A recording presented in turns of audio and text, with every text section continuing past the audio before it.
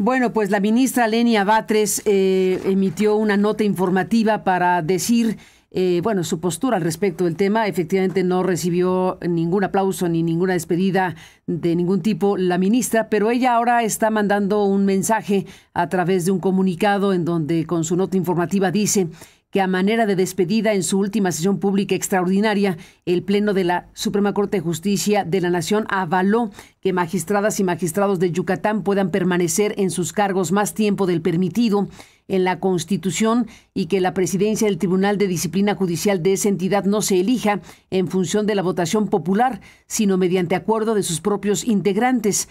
En el primer caso, se sobreseyeron las acciones de inconstitucionalidad respecto de artículos transitorios de la reforma judicial de Yucatán que permiten que 2 de las 5 personas electas en 2025 como magistradas del Tribunal de Disciplina Judicial de Yucatán duren en ese cargo 8 años y las otras 3 personas 11 años. Los artículos 110 y 116 del orden legal correspondiente, así como el 64 de la Constitución de Yucatán, establecen que la duración de este cargo debe ser máximo de 6 años.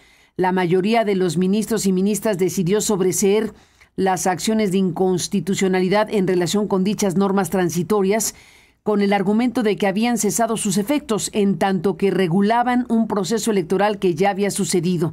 La ministra Lenia Batres votó en contra de estos sobreseimientos porque las disposiciones transitorias impugnadas no se referían al proceso de elección, sino a la duración del cargo que tendrían las personas electas como magistradas del Tribunal de Disciplina Judicial en el caso del transitorio séptimo, de manera que no habían cesado sus efectos, sino que apenas comenzarían, en tanto que los referidos servidores públicos ni siquiera han tomado posesión del cargo. En el segundo caso, la mayoría del Pleno votó por reconocer la validez del artículo 70 de la Constitución de Yucatán, que permite que la presidencia del Tribunal de Disciplina Judicial no se elija en función de la votación popular, sino de acuerdo con en acuerdo con sus integrantes, lo que contraviene las bases constitucionales de su diseño, pues en el caso de la Federación, la presidencia de ese órgano se determina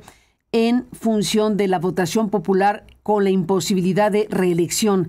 Finalmente, en este caso, por consenso, en la misma sesión, se desecharon 4 juicios de inconformidad en materia electoral promovidos por personas que no tenían legitimación para impugnar la elección de personas magistradas en la Sala Superior del Tribunal Electoral del Poder Judicial de la Federación. Asimismo, se emitió por unanimidad de votos la declaratoria de validez de la elección de personas magistradas de la Sala Superior del Tribunal Electoral del Poder Judicial, al haberse resuelto todos los recursos que fueron interpuestos sin afectar la validez de la resolución del Instituto Nacional Electoral.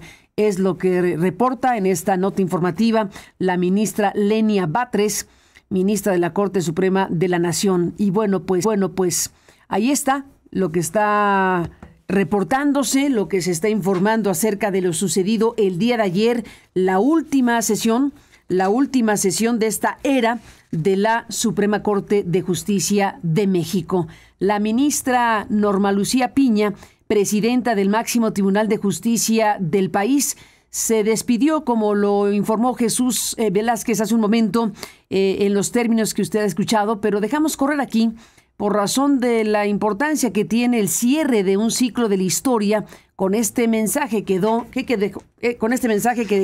la ministra presidenta del máximo Tribunal de Justicia del país. Esto fue lo que dijo. La Suprema Corte de Justicia de la Nación.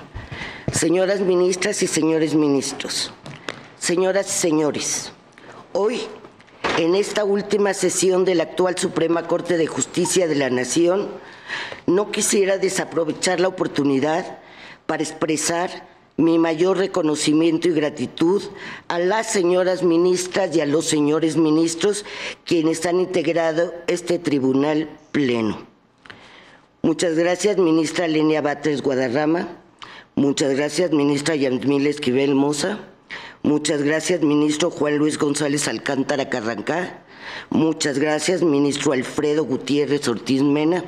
Muchas gracias, ministra Ortiz Alf. Muchas gracias, ministro Jorge Mario Pardo Rebolledo. Muchas gracias, ministro Alberto Pérez Dayán. Muchas gracias, ministra Ana Margarita Ríos Farjat. Y muchas gracias, ministro Javier Lainez Potisek. Al levantar esta sesión, culmina un ciclo fundamental de la vida pública mexicana que inició hace poco más de 30 años. Esta historia se ha escrito con debates intensos, disensos fecundos y consensos que, lejos de aplacar la diversidad, han fortalecido el núcleo de nuestra democracia. Este instante, cargado de memoria y de futuro, es un recordatorio de que la justicia no es una obra concluida, sino una construcción viva que nos trasciende. Hoy, más que nunca, resulta imperativo reconocer el papel histórico de este Tribunal Constitucional. Su legado de precedentes y resoluciones han constituido un sólido bloque protector de los derechos fundamentales, garantizando, además, la progresividad de los derechos humanos. La Suprema Corte no es solo un órgano del Estado, es la piedra angular de la justicia constitucional, el máximo garante del ordenamiento jurídico nacional y un bastión en la defensa de la democracia constitucional y las libertades de todas las personas. La Suprema Corte ha recorrido un largo camino para construir su legitimidad. No me corresponde a mí valorar en qué medida ese objetivo se alcanzó. Serán nuestras sentencias las que darán cuenta de ello. Será la sociedad y la historia misma las que juzgarán a quienes hemos juzgado. La historia constitucional que se ha escrito aquí no se ha construido solo por quienes ocupamos las sillas visibles. El pulso de la justicia late gracias a quienes desde sus espacios de trabajo sostienen el trabajo diario. Quiero rendir aquí un homenaje a quienes día tras día, en silencio y sin reflectores, han sostenido la labor de este tribunal. Al personal jurisdiccional que al amparo de su constancia y de la mayor excelencia profesional pone los cimientos de las resoluciones que adoptamos colegiadamente. Su labor, muchas veces invisible para el público, es esencial para que las decisiones de este alto tribunal se materialicen y sobre todo para que se cumpla con el derecho de toda persona de acceder a la justicia.